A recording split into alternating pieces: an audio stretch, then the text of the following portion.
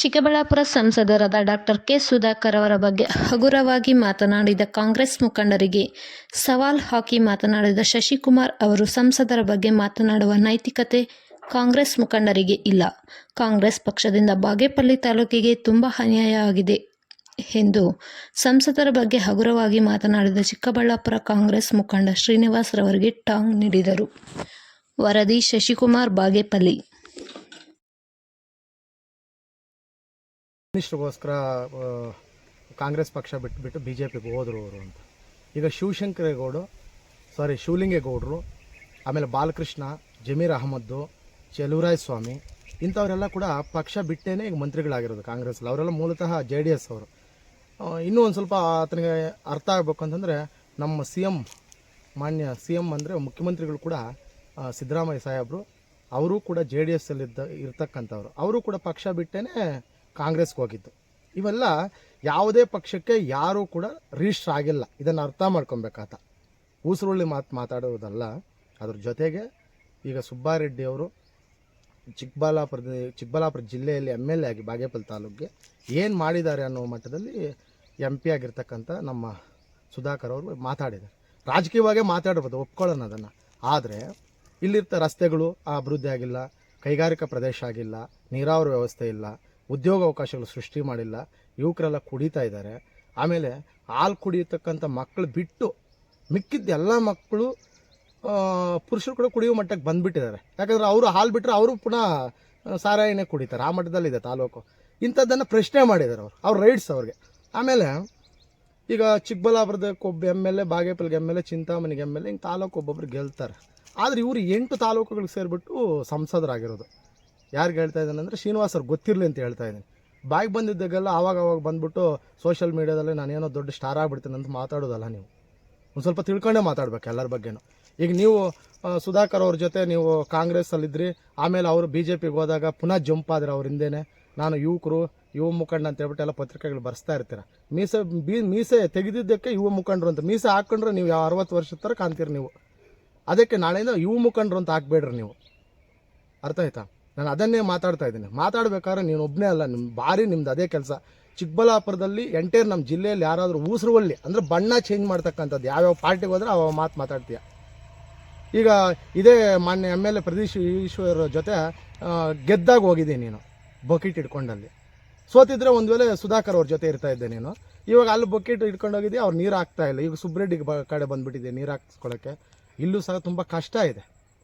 ಈಗ ಒಕ್ಕಲಿಗರ ಸಮಾಜದಲ್ಲಿ ಅವರು ಒಬ್ಬ ಸಂಸದರಾಗಿ ಇವರೊಂದು MLA ಆದಮೇಲೆ ಈ ಒಕ್ಕಲಿಗ ಸಮಾಜ ಹೆಂಗಂತಂದರೆ ಕೋಳಿ ಕುಯ್ದರೆ ಎಲ್ಲರೂ ಒಂದಾಗ್ಬಿಡ್ತಾರೆ. ನೀನು ಸ್ವಲ್ಪ ಅದು ಅರ್ಥ ಮಾಡ್ಕೊಬೇಕು ನೀನು. ಇವ್ರನ್ನ ಎತ್ಕಟ್ಟೋದು.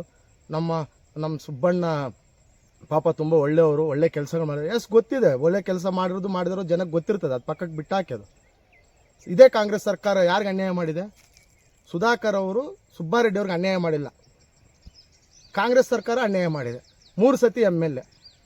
ನನಗೆ ಗೊತ್ತಿದ್ದಂಗೆ ನಮ್ಮ ರಾಜ್ಯದಲ್ಲಿ DK ಶಿವಕುಮಾರ್ ಸರ್ ಒಂದು ಬಿಟ್ಟರೆ, ಅದೇ ಕಾಂಗ್ರೆಸ್ ಪಕ್ಷದಲ್ಲಿ 3 ಸತಿ ಒಂದು ಇಂಡಿಪೆಂಡೆಂಟ್ ಬಿಟ್ಟು ಕೂಡ ಸತತವಾಗಿ 3 ಸತಿ MLA ಆಗಿರ್ತಕ್ಕಂಥ ವ್ಯಕ್ತಿ ಸುಬ್ಬಾರೆಡ್ಡಿ. ಮತ್ತು ಯಾಕೆ ಅವ್ರಿಗೆ ಮಂತ್ರಿ ಮಾಡಲಿಲ್ಲ ನಿಮ್ಮ ಸರ್ಕಾರ? ನಾನು ದಯವಿಟ್ಟು ಅದನ್ನೇ ಪ್ರಶ್ನೆ ಮಾಡ್ತಾ ಇದ್ದೇನೆ. ನಾನು ನೋಡಿದೆ, ನನ್ನ ಗಮನಕ್ಕೆ ಬಂದಾಗ ತುಂಬ ಬೇಸರ ಆಯಿತು. ನೀನು ಚಿಕ್ಕಬಳ್ಳಾಪುರದಿಂದ ಓಡೋಡಿ ಬಂದು ಸ್ಟೇಟ್ಮೆಂಟ್ ಕೊಡೋದಲ್ಲ, ಅಲ್ಲೂ ಏನಾರು ಮಾಡ್ಕ. ನೀನು ಬಾಗೇಪಲ್ಲಿ ತಾಲೂಕಿಗೆ ಅಲ್ಲಾಡ್ಸಕ್ಕೆ ಬರಬೇಡ ನೀನಿಲ್ಲಿ. ಅವ್ರು ಸರಿ ಇಲ್ಲ, ಇವ್ರು ಸರಿ. ನಿನ್ಗೇನು ಸರಿ? ನೀನು ಯಾವ ಲೀಡ್ರಲ್ಲಿ? ನೀವೇನು ದೊಡ್ಡ ದೊಣ್ಣೆ ನಾಯಕರಲ್ಲ ನೀವು. ಈಗ ನಿನ್ನ ಕತೆನೋ ಅಲ್ಲಿ ಪ್ರದೀಪ್ ಈಶ್ವರ್ ಅವ್ರಿಗೆ ಚೆನ್ನಾಗಿ ಗೊತ್ತಿದೆ ಅಂತ ಹೇಳ್ತಾ ಇದ್ದಾರೆ.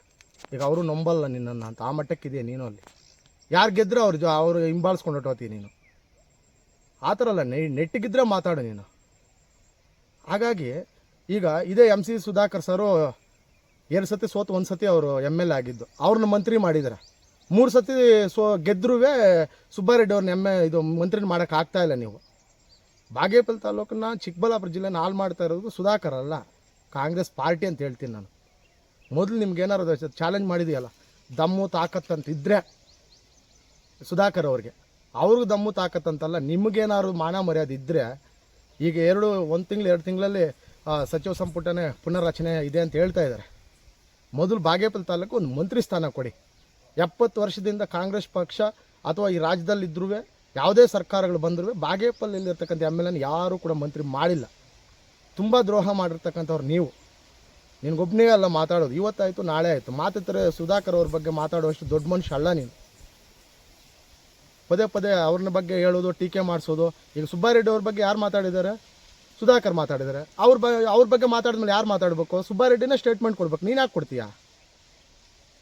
ಈಗ ಅವ್ರು ಹೇಳಿರೋ ಮಾತು ಇವ್ರಿಗೆ ನೋವಾಗಲಿ, ನೀನು ಯಾಕೆ ಕೊಡ್ತೀಯಾ ಅಂತ ಹೇಳ್ತಾ ಇದ್ದೀನಿ ನಾನು. ಸುಬ್ಬಣ್ಣ ಅಂತ ಫಸ್ಟ್ ನೀವೆಲ್ಲ ಏನು ಈ ಪ್ರದೀಪ್ ಈಶ್ವರ್ ಸರ್ ಇದ್ದಾರೆ, ನಮ್ಮ ಚಿಂತಾಮಣಿ ಸುಧಾಕರ್ ಸರ್ ಇದ್ದಾರೆ. ಸೊ ನೀವೆಲ್ಲ ಒಂದಾಗ್ಬಿಟ್ಟು ನೆಕ್ಸ್ಟ್ ಮಂತ್ರಿ ಇದರಲ್ಲಿ ಕೊಡ್ರಿ. ಇಲ್ಲಾಂದ್ರೆ ದೇವರಾಣೆ ಸುಬ್ಬಾರೆಡ್ಡಿ ಅವ್ರ ಪಾಪ ನಿಮ್ಗೆ ಅಷ್ಟಿಷ್ಟು ತೆಗಳಲ್ಲಿ ಹೇಳ್ತಾ ಇದ್ದೀನಿ. ಕಾಂಗ್ರೆಸ್ ಪಕ್ಷಕ್ಕೆ 3 ಸತಿ ಅವರು MLA, 2.5 ವರ್ಷ ಹೊಟ್ಟೋದ್ರೆ ನೆಕ್ಸ್ಟ್ ಅವ್ರು ದೇವರಾಣ ಅವರು ಮಂತ್ರಿ ಆಗಲ್ಲ. ನೆಕ್ಸ್ಟ್ BJP ಬರ್ತದೆ. ಕುಲಗಟ್ಟು ಹೋಗಿದೆ ರಾಜಕೀಯ ಅಲ್ಲ, ಕಿತ್ತೋಗಿರೋ ಮಾತುಗಳು ಅವೆಲ್ಲ ಆಡೋಕ್ಕೆ ಹೋಗ್ಬೇಡ್ರಿ ನೀವು. ನಾನು ಪದೇ ಪದೇ ಹೇಳಲ್ಲ, ನಾನು ನಿಮ್ಮ ಬಗ್ಗೆ ಚೆನ್ನಾಗಿ ತಿಳ್ಕೊಂಡೇ ಮಾತಾಡ್ತಾ ಇದ್ದೀನಿ. ನನಗೆ ತಿಳಿದೇನಿಲ್ಲ. ದಯವಿಟ್ಟು ಇಂಥವೆಲ್ಲ ಮಾತಾಡೋಕ್ಕೆ ಹೋಗಬೇಡಿ. ಅವ್ರು ಸ್ಟೇಟ್ಮೆಂಟ್ ಕೊಟ್ಟಿದ್ರು, ರಿಟರ್ನ್ ಸ್ಟೇಟ್ಮೆಂಟ್ ಕೊಡ್ತಾರೆ. ನೀನೇ ಅವ್ನು ಮಧ್ಯದಲ್ಲಿ ಮಾತಾಡೋಕ್ಕೆ. ಇಷ್ಟನ್ನು ಹೇಳ್ತಾ ನಾನು ಮುಂದಿನ ದಿನದಲ್ಲಿ ಗೊತ್ತಾಗುತ್ತೆ ಯಾರ್ಯಾರು ಏನೇನು ಹೆಂಗೆ ಅಂತ. ಅವರು ಸಂಸದರು, ಅವ್ರಿಗೆ 8 ತಾಲೂಕುಗಳು ಉಸ್ತುವಾರಿ ಕೆಲಸಗಳು ಇರ್ತಾವೆ. ಮಾತಾಡಬಾರ್ದು ಅವರು ಯಾರ ಬಗ್ಗೆನೋ. ಇವೆಲ್ಲ ಬಿಟ್ಟಾಕಬೇಕು ಅಂತ ಹೇಳ್ಬಿಟ್ಟು ನಾನು ಮನವಿಯನ್ನು ಮಾಡ್ತಾಯಿದ್ದೀನಿ.